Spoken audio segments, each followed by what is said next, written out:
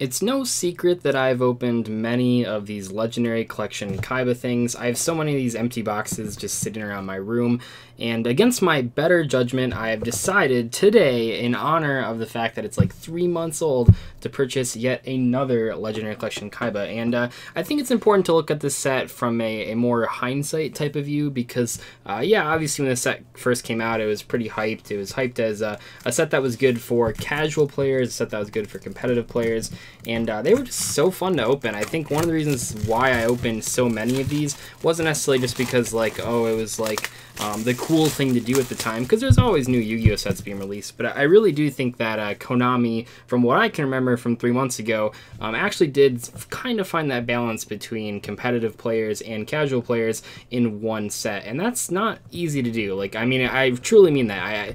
It's really hard with Yu-Gi-Oh sets to create sets that are actually like really good for competitive players and really good for casual players. I think the way to do that is to make the harder to pull cards for competitive players, where the easier cards to pull are going to be for casual players, which is kind of what this set did. So I think that in general, this might have been actually one of the better sets of 2018.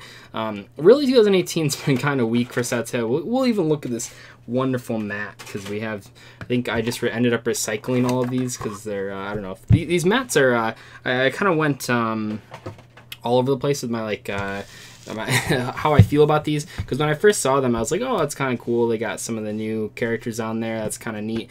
These mats actually feel really weird and they leave like a residue on your cards. I don't know if it's like a way to, I guess you could like wipe it off or something, but I feel like when it comes out of the box it shouldn't be like that. Although even with that said, I still think that those mats are better than the past where we had the super glossy mats, which are just ridiculous and look horrible. But yeah, I think that one of the reasons that this set stuck out so much to me is because 2018 really has had a lot of weak sets. Other than Flames of Destruction, all the sets we've had have been kind of not good for competitive and casual players. Obviously Dark Savior is really good for Sky Stickers, but is it really good when like there's only one good card in the entire set?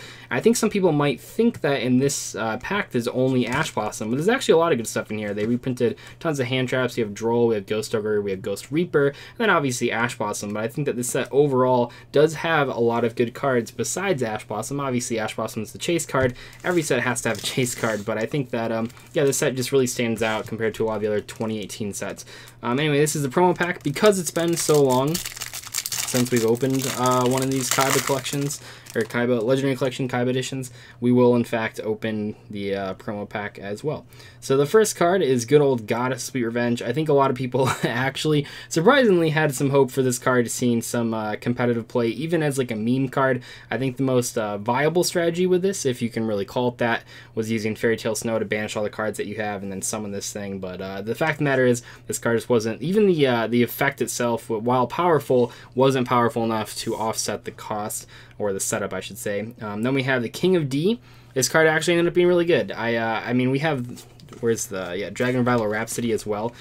So these two cards were ones that I was really excited when they came out, and I actually predicted wrong. I thought that Dragon Revival Rhapsody would be the better card of the two. Turns out that it required a little too much setup, and that's something I did not. It's one of those things where when you see it on paper, you say this card's gonna be really good, and then when you play it, you're like, oh, actually it doesn't come up that often. The King of D, on the other hand, actually ended up being very good. I sort of underestimated the ability to put back dead spell cards or discard dead spell cards to add melody to your hand. So yeah, that's kind of interesting. And then we have Destruction Dragon. This card never really saw any play, but it's kind of cool. We recently opened the Legendary Dragon decks. You actually can technically put this in that your Dark Magician deck if you so choose to. And then we have the new card, the Lupa, well, I guess all these cards are new, but the new Ring of Destruction retrain, which was Lupa Destruction. Some people did think this was going to see competitive play. Never did. It's not that great a card. Even Ring of Destruction is probably better than it, and that card's not really that great anymore, so of course that card wasn't going to see play. Yeah, I guess we'll just jump right in then. If I remember correctly, you go like a couple ultra rares and then the secret rares and then some more ultra rares, so we'll see. First up, oh, I'm already wrong. Nice. We have, I guess the secret rares are in the front. I feel like that wasn't how it was. Anyway, D-Fusion, pretty cool card. We have Priestess with Eyes of Blue, one of the... They have all these Eyes of Blue cards in here, and I understand that they can't just only put, like, Sage and Master, but, yeah, the Eyes of Blue card's probably some of the worst ones you can pull. We have Virus Canceling 2... Is there only 2 secrets per thing? I guess so. I don't know. It's been so long. I'll put those down there, though. It's kind of tricky. Fitting all these, because all the cards are hollow, so it's kind of tricky. I feel like there's more than 2 secrets in a pack. We're going to find out. Anyway, we have Virus Cannon, which I recently reviewed the anime effect of in the Broken Anime review video, which apparently, I don't know, on the wiki it said that it sends all spell cards from your opponent's hand deck to the grave, but some people were saying that it actually is only 10. Either way, that card was really broken in the anime, so let's make that pile. We have Doom Virus Dragon. Dragoonity Ducks. If I remember correctly, after opening like 10 of these things, or maybe even more, I think it was probably more. Jeez, I opened so many of these. I remember Dragoonities actually were pretty hard to pull. I'm pretty sure I only pulled 1 Phalanx in all the boxes I opened. We have Z Metal Tank. Thunder Dragon, actually really good pull. That's a card that I like a lot, but holy, yeah, this card's actually I don't know if it's shot up in price, but I would assume it has with the, we have Thunder Dragon support coming 2 sets from now, so early, or I guess late fall, early, I don't know, late fall, early winter, you'll see Thunder Dragons being played, so that's actually a really cool pull. I gotta go through and see how many Thunder Dragons I have. We have XYZ Dragon Cannon with the alternate artwork, the one that I think this is the first printing in the TCG. Oh, okay, so it's the opposite of I thought, so it goes 2 secrets, some ultras, and 2 secrets. Then we have White Stone of Ancients, cool card to pull, and Cost Down, card that I pulled way too many of back when I opened these. Anyway, moving on. Yeah, Thunder Dragon is actually like one of the cards that I think by this point I probably have plenty of them, unless I accidentally sold them. Oh, we got Card of Demise. Really good card. Hopefully this card gets banned someday. I hate this card so much. People ask me, like, what cards do you, like, really want to see on the ban list? And Card of Demise, like, I don't think Card of Demise strategies are very fun to play against, which is a bad reason for getting rid of a card, but they're just, I just hate this card so much. But anyway, that's a pretty high valued card from the set. Oh, and we got another good one here. We got Trade-In. Now that's a card I can get on board with. Trade-In. This card's actually probably going to see some more play with the Danger Dark Worlds. You can discard Bigfoot, draw 2 cards, pop a card. Pretty darn good. And then we have Master with Eyes of Blue. That was a reprint that I was really excited for. Whoa, we have Dragoonity Phalanx. This pack's really good. That card, like I said, pretty hard to pull. We got Monarch Stormforth. When this thing was first printed in this set, when this set first came out, this was actually really exciting because this card only had a common and a gold rare printing. Since, though, it's gotten reprinted again as a super rare, I believe, so I don't think that's as important. Rider of the Stormwinds. Mere Force, broken. Cloning.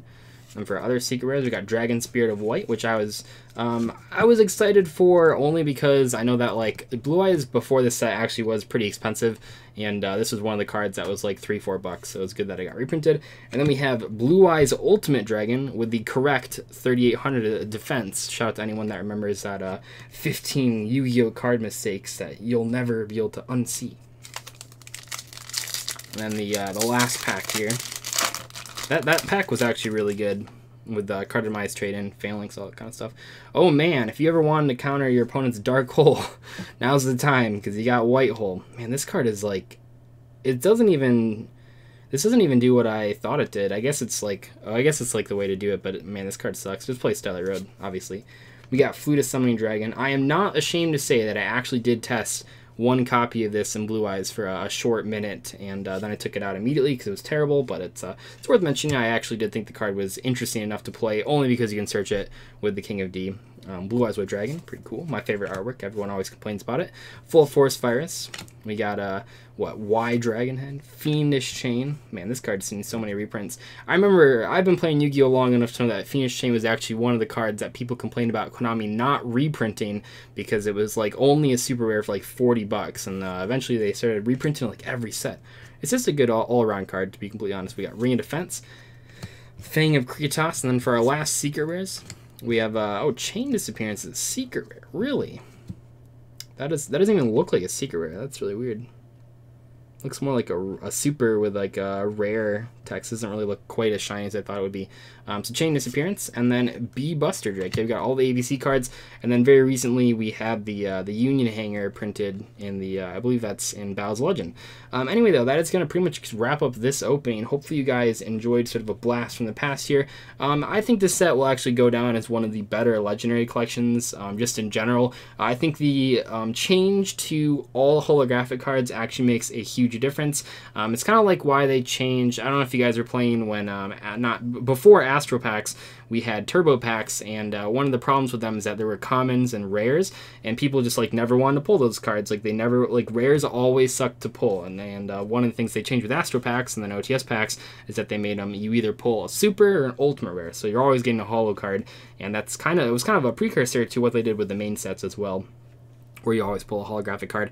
Anyway, yeah, I think the set was really good. I think it does stand up, and I think at the end of 2018, this will probably end up going down as one of the better sets from the year, just because even though we didn't pull, I completely forgot about Card Demise, but you can see that it has like a good mix of competitive cards, good mix of casual cards. So yeah, hopefully you guys enjoyed this opening. I will see you later. Thank you so much for watching. Goodbye.